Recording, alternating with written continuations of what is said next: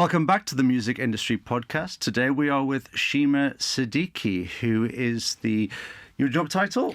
Artist Community Manager at TikTok. Artist Community Manager at TikTok. And we're very excited to have someone directly from TikTok on the podcast because it's 2022 now and it is becoming such a important role in artists' career. And most artists now are actually breaking from TikTok. A lot of misconceptions about TikTok. And if you want to break from TikTok, then Shima is here to tell us all about that. So, as a whole, what are the benefits for an artist? What can an artist achieve on TikTok? Yeah, that's a great question. So I think, TikTok is a short form video platform, which we hope will, inspire creativity and bring joy to people. And I think artists can show all different facets of their personalities and who they are as artists and their creative process on TikTok. So, my favorite thing about TikTok is just the storytelling aspect. So an artist can go from how they've written a song to the recording process to actually releasing it and then performing it live for the first time and then engaging with their fans on the platform as they, react to it. And so you can kind of go through the whole journey of releasing music. You can also just show what it's like to be an artist. Because I think when you're in the industry, going to the studio, going on tour, all of that feels monotonous. It's part of the job. But for someone who has no idea, like that content's fascinating. And so you can show what it's like to be an independent musician in London and what it's like when you're going to the studio, what it's like being on tour. I think people think being on tour is really glamorous, and it's not most of the time. And, everyone's on their phones backstage, hopefully creating TikTok content. And, I think just showing those facets can really help create a fan base and have fans understand who you are as an artist. So what you've actually just described there is not what I expected what is expected of an artist to create content on TikTok. It is, when you think of TikTok, you're thinking dance routines, you're thinking using the sounds and creating content. So are you saying that an artist can keep things quite kind of just general and normal types of content in order to grow their audience? Like what would you see an artist doing in order to say, yeah, they've got it down? They know what that content is going to fly. So I think it depends on the artist, and the content that works the best on the platform is whatever is authentic to you. So what works for Lizzo and Charlie Puth isn't going to work for, Bring Me the Horizon or another artist. So I think what I get excited about is when artists are posting content that is authentic to them and it performs really well. And what you've just said about people thinking they have to dance and lip sync, that's a really common myth that is out there in the artist community about what TikTok is.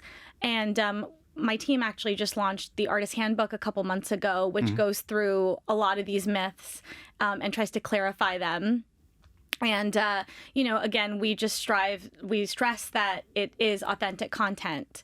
And so, I think that so I work with an indie band called Blossoms, and they post content. They'll make up games backstage before they go on stage and come up with these crazy rules and they'll film it and they'll post it. And that is really fun content.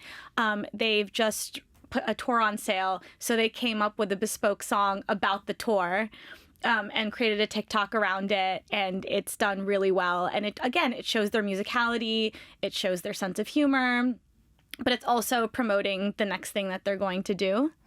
I think there's a lot of stress on the artist as well in terms of not getting the views. So it's a different kind of platform to, say, YouTube and TikTok, where the more your audience grows and the more content you put out there, it's very linear in terms of the views will start at 50 to 100 to 150 to 500 to 1,000.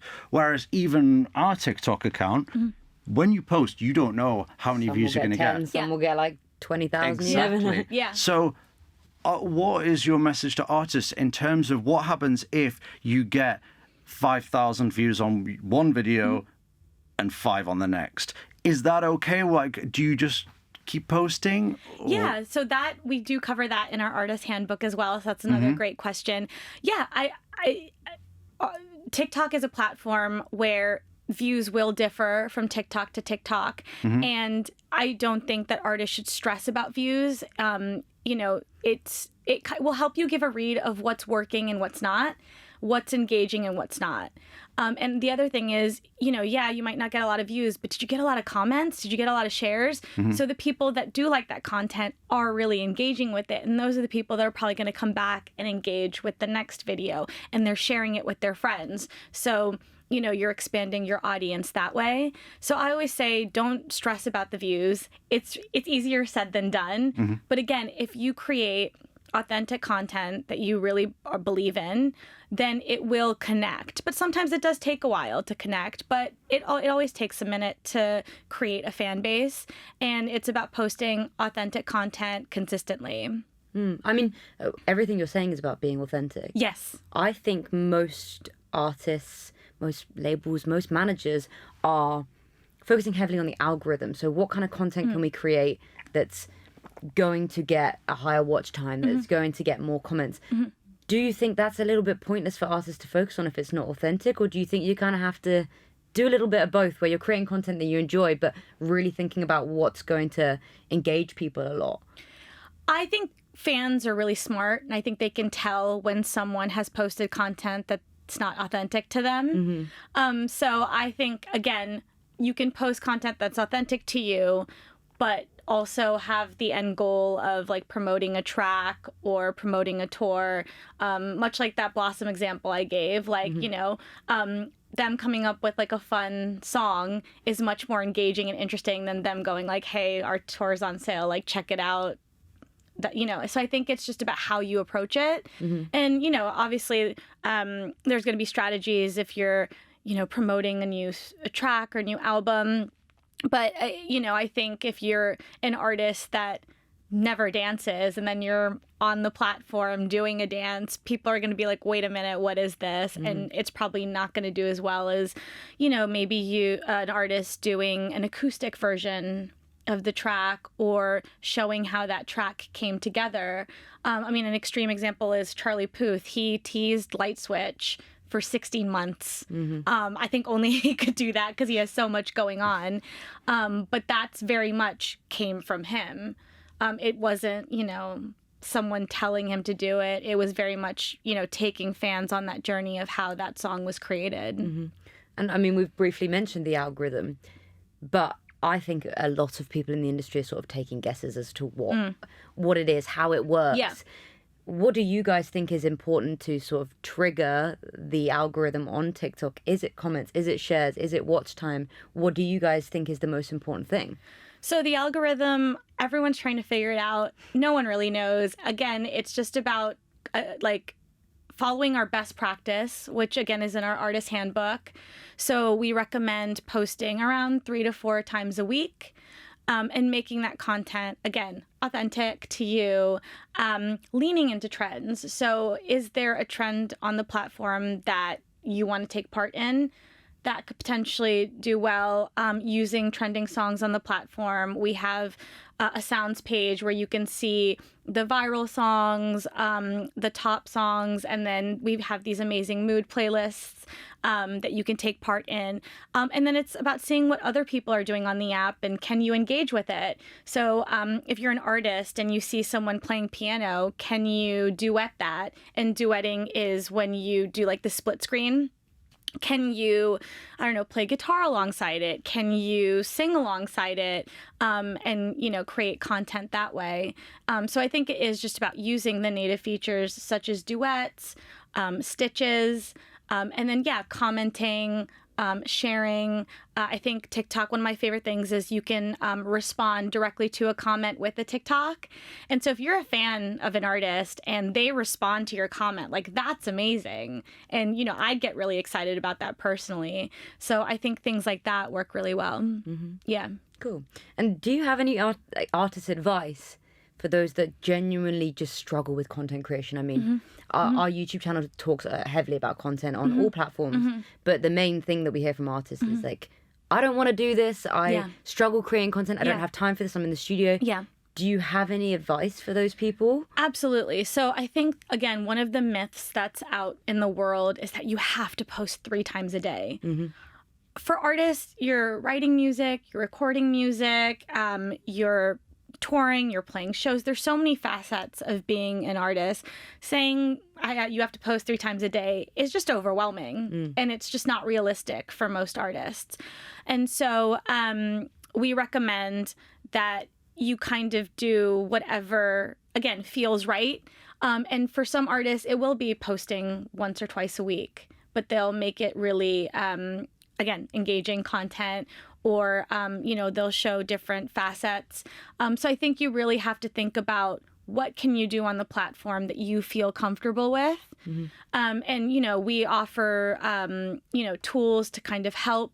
And the music partnerships team is there to kind of help guide artists and give them ideas of content that they can post without feeling stressed about it or feeling overwhelmed.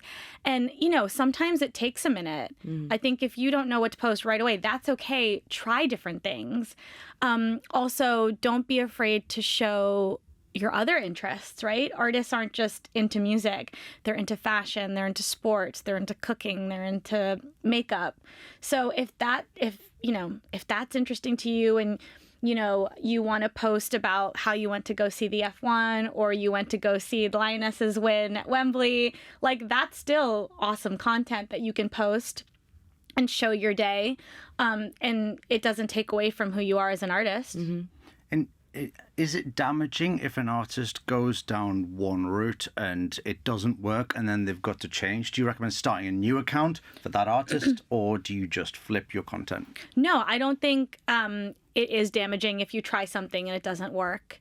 I think you just learn from it, and then you just try something else, and you will find your stride and what works and what doesn't. And I've heard this from artists that it took them, like, for example, 6 months to really figure out like what content their fans responded to.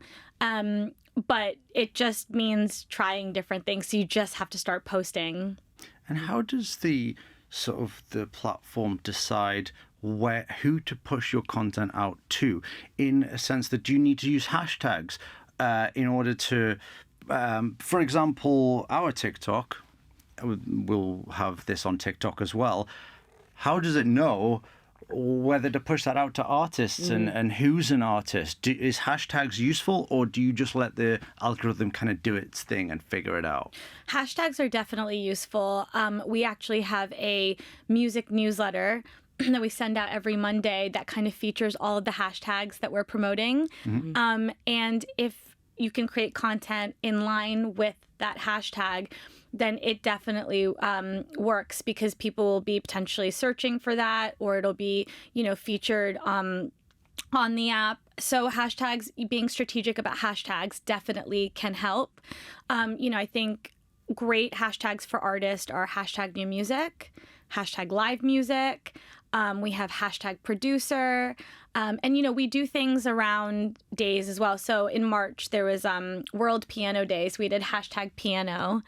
And we also push different genres, because I think one of the other misconceptions about TikTok is it's just for pop music, it's just for rap music. And that's not true. There's classical music is huge on the platform, and there's so many amazing classical artists making really engaging content, and also making classical music accessible to the masses, which I feel like previously it hasn't necessarily been. And we're pushing hashtag electronic music, and kind of highlighting a lot of really diverse electronic artists that you might not be aware of, such as Shy Girl and Amy L. We're going to be pushing alt music, and, we're going to be featuring alternative artists on the platform. So I think if one of these hashtags is right for you, then absolutely use it. And our users know to kind of like go through those hashtags to discover new music, for example, or check out, we've done hashtag festival this summer, and it's been great to see all the different festival content from, Glastonbury and Parklife and all of the different UK festivals.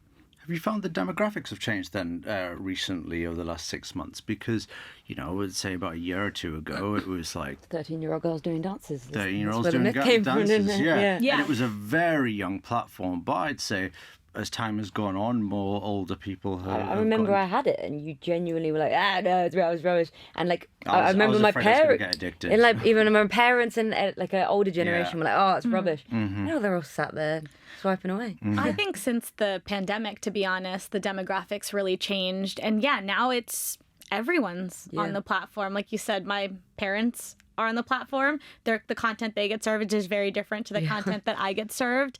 And yeah, there's artists of all different ages too. I mean, Elton John is awesome on TikTok. I've actually never seen his account. What's he doing on TikTok? He's doing. Does he perform or does he just talk? He performs. He did a really cool duet with ABBA, who are also fantastic on the platform recently. You should check that out. That's hilarious. See, You got Andrew Lloyd Webber's on there. Andrew Lloyd Webber is on the platform. He does very well on He that. does well. Rod Stewart makes me laugh because he'll do like these dance challenges with his wife. Yeah. Which you wouldn't expect, but he's having fun. Yeah. So why not? And like even like bands like Green Day are really great on the platform. They lean into trends. They'll do like, there's like a sad eyes effect that was really popular a couple months ago. So yes, I remember yeah, that. so they use that. Yeah. And things like that. So yeah, I think it's for everyone. That's what I love about the app is no matter what your interests are or what music you're into, every genre exists on the platform. You just have to find it.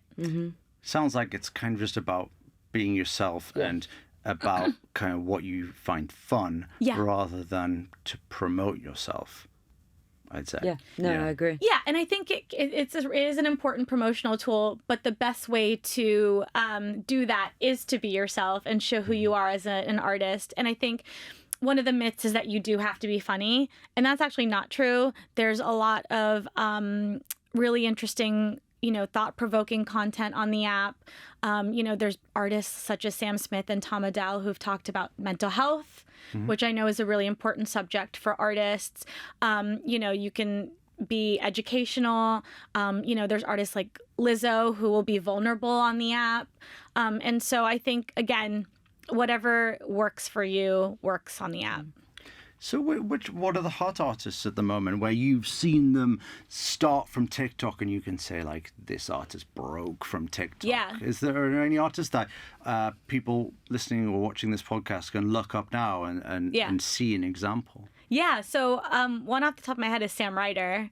So he started posting covers on the app, I think 2 years ago, and he put his own spin on them. He had a very specific way of doing them. I mean, he's got this incredible voice. He built up his fan base. It started like Alicia Keys duetted one of his videos, and that kind of gained traction. And then he ended up being signed to a major label. And From the covers alone? Yeah. Wow. And then he put out his own EP. Again, using TikTok to, promote it. And then again, duet fans who are using the sound.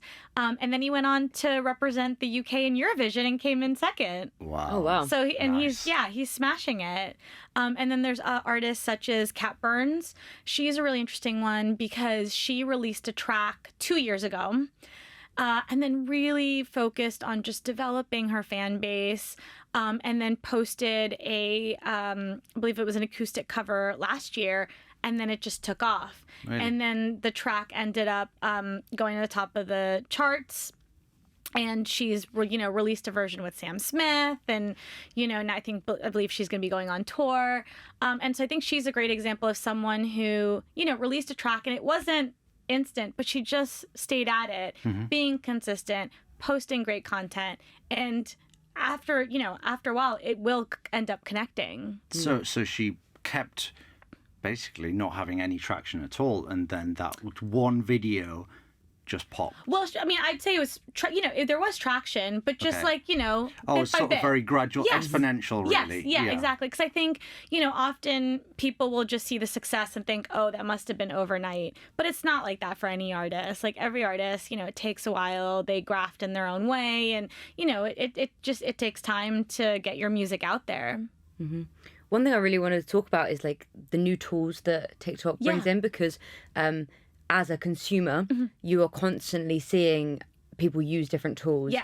And like Stitch was brought in and things like that. And recently you've introduced stories as well. Yes. So it'd be cool if you could talk about the new tools you have and everything and how people can be using them to grow their audience. Yeah. So stories is definitely one of the new features that's come in. And I think that's more for like shorter pieces of content, if that makes sense. And you might want to give someone a look at a snippet of your day, and then later on you're gonna make a little bit longer TikTok about it.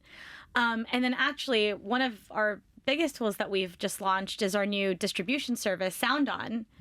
And so we work with so many incredible developing artists, and a lot of them just weren't sure how to get their music on TikTok or even on other digital streaming platforms. Used to be like through just your distributor, didn't it? Right. And then they handled everything. Right. So this is kind of given, independent artists the power to do it themselves.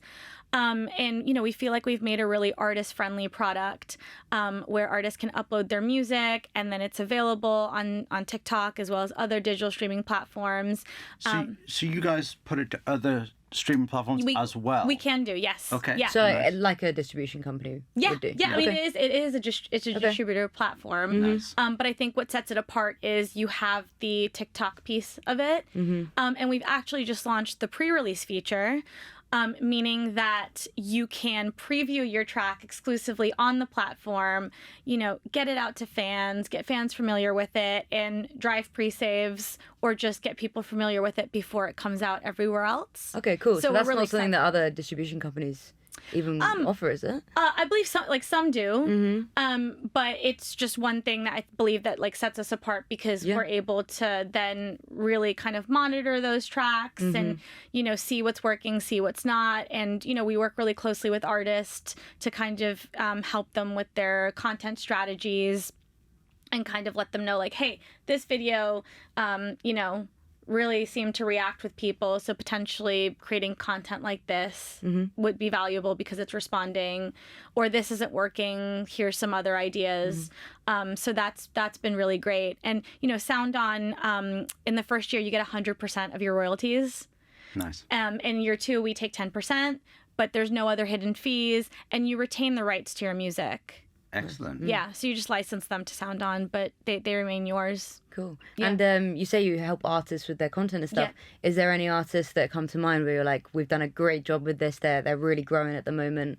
Well, yeah, I mean, I think Blossoms come to mind. I remember having a chat with them back in October and kind of answering their questions, and then I just was have fun with it. Yeah. And then they went away and then started creating that content like I mentioned about the games backstage, and then I think that they've seen the response, and then that kind of has helped them then create more content.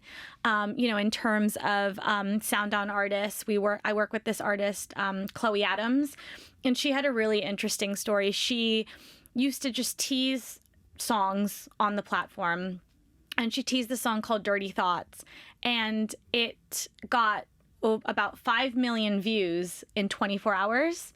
Wow. And she hadn't finished the song. She was like, I don't have a full song. So she went back and with her writing and producing partner, finished the track, released it on SoundOn, and it just, it got over 10 million streams on Spotify in the first week. Her TikTok followers grew. She has, I think, 1.4 million now, and she's really been able to kind of create a fan base just posting content around her own music as well as covers as well. So it's been amazing working with her and just kind of seeing that trajectory. I think that's a good kind of moral of the story, in the sense where she posted an unfinished song, whereas artists by nature are very perfectionist. They don't want to they don't want anyone to hear anything apart from the Right, finished right. product. But are you saying now you could actually use TikTok to test your audience to see if the song's even worth finishing and releasing? I think I've seen other artists do it, and I think if you feel comfortable putting out an unfinished piece of work, then yeah, absolutely. You know, and again, I understand artists that don't, and they're perfectionists, and they don't want anyone to hear it until it's perfect. That's also okay. But I think that, you know, for Chloe, she really said she would test it out, see how people responded, and that doesn't mean that a song's done if it doesn't, you know, respond with people. Then she's like, okay, maybe I have to come back to this and try something else, or maybe add something to it, and then I'll see if it, you know, if people like it, you know, in the future. So had Chloe been creating content before that blew up, or was it? She just had, like... yeah. So she built a base audience. She did, yeah. Beforehand, sort of Yeah. like to get the traction going. Yeah. What Yeah. kind of things was she doing before that? She was posting a lot of covers. A lot of covers again. A lot of covers, yeah. A lot of covers alongside her own music.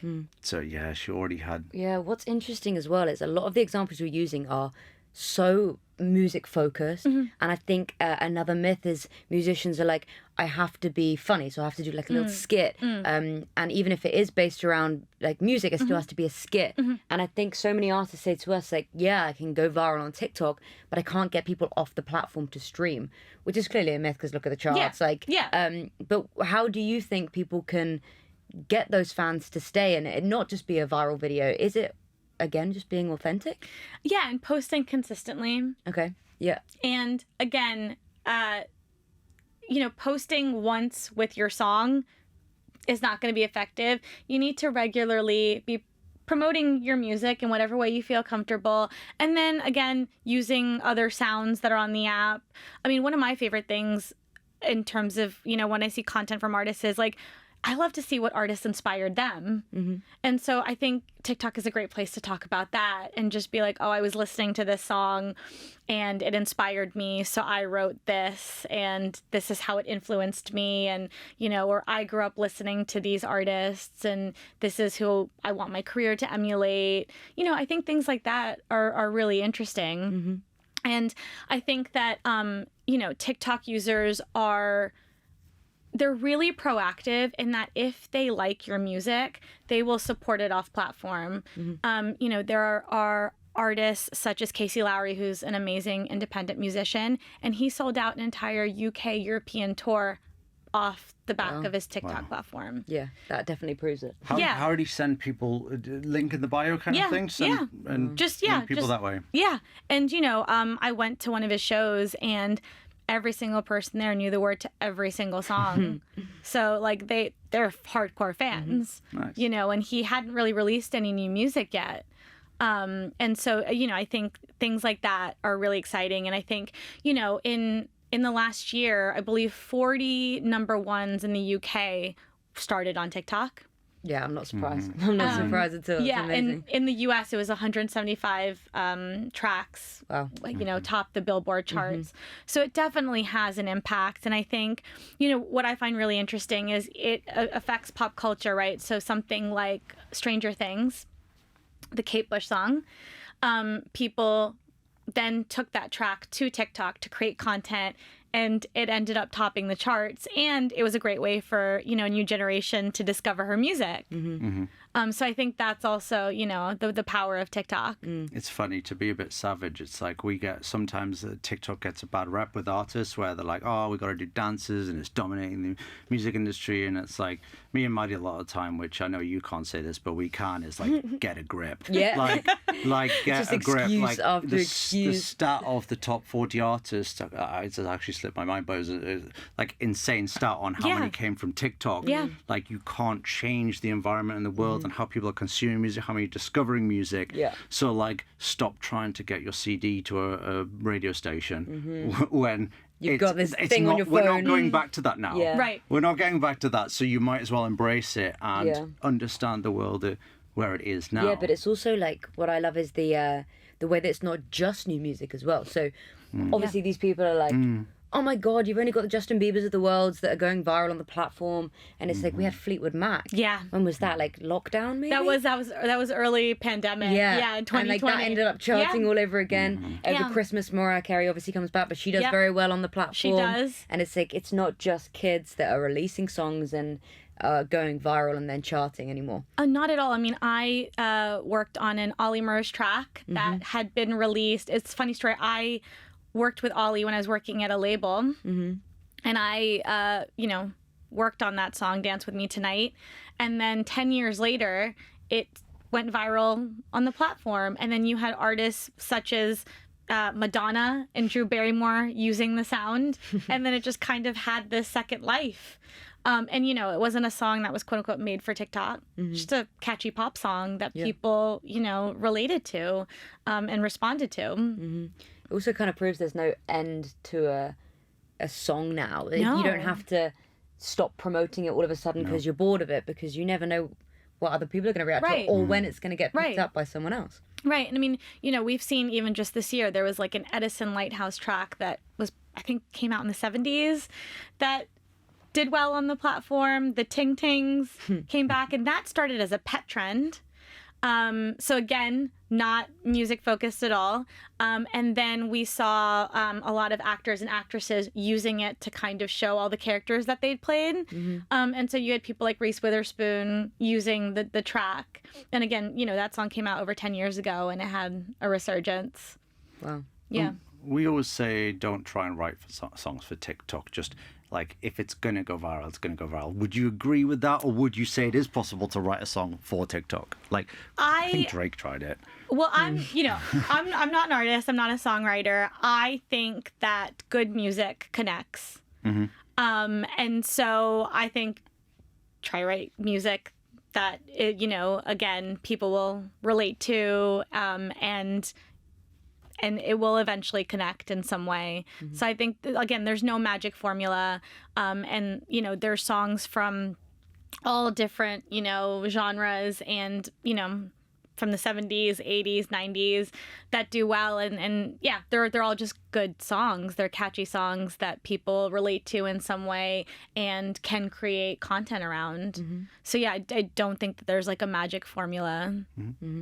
I had one more topic to talk about, if we have time. Okay, yeah. Do we have time? I actually have another thing I want to ask. Okay, we just want to keep stealing all your time. We've got time. Yeah, we got time? Good. One thing I really want to talk about was going live, because we saw, I think at first people kind of struggled with the idea because during lockdown everyone was doing it on Instagram, they tried YouTube Live, a lot of people struggled, but then you're seeing people like Doja Cat bringing in a huge audience.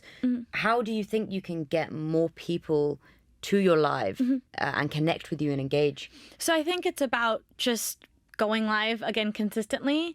The cool thing about TikTok is that if you go live, it shows up in your For You page. And so it's different from other platforms.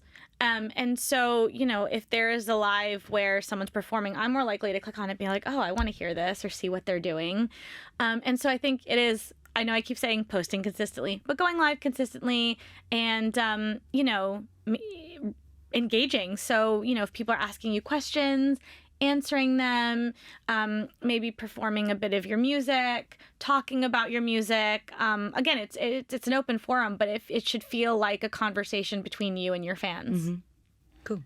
I'd like to thank you. I'd like to go back to the Blossoms thing just quickly and clarify what their relationship is. Are they signed to a label and working with TikTok, or have they gone directly through SoundOn? What kind of is their situation? So they're signed to a major, and I work with them on an artist partnerships level. So I had, I'll have like a meeting with them and answer all of their questions and, clear up the common misconceptions, and then just, again, work with them if there's a hashtag or any activity that we're doing on the app that I feel like might be relevant.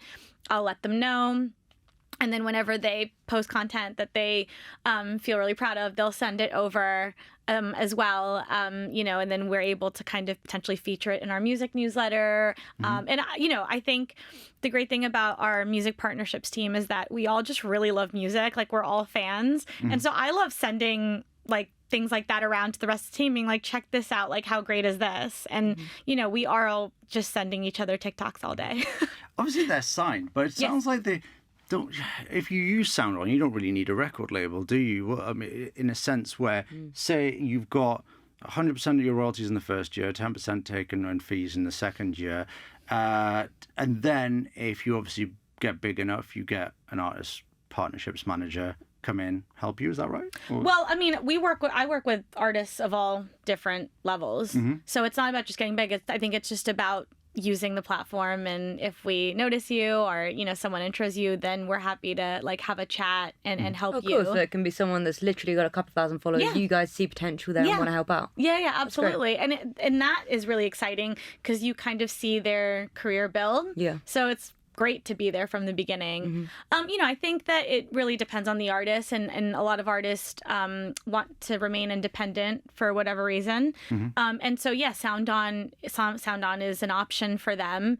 And again, I think that TikTok has really democratized the music industry because you could be an independent artist in a small town in the UK, you know, create beautiful music, upload it through SoundOn or any other distributor, and get it, you know, and people from all over the world can engage with that, and you can have fans from all over. And then who knows, like, you know, what's next? Like, you could be opening for someone on tour, or maybe you do get signed, or maybe you decide, actually, I'm going to stay independent. And I'm going to use a platform like SoundOn to continue to push my music out there and, you know, create great content that people seem to respond to. Well, TikTok's so powerful, Yeah, I probably would just use their own platform anyway for now. Yeah. And because I assume you're going to keep your royalties forever, and it doesn't expire at all, so it's basically yours and your income. Yeah, forever. well, yeah, I mean, in the second year, we do take 10%. Oh, but yes, yeah, of the course, rest yeah. of it, is yours, Perfect. Yeah. Anything else you No, want to I think it's a good place to end it. All right, well, thank you very much Thank you for so much. coming Yeah, on. thank you for having me. Thanks very much for watching. If you're not subscribed already, do subscribe. If you've enjoyed this, found it useful, drop it a like and comment any questions below.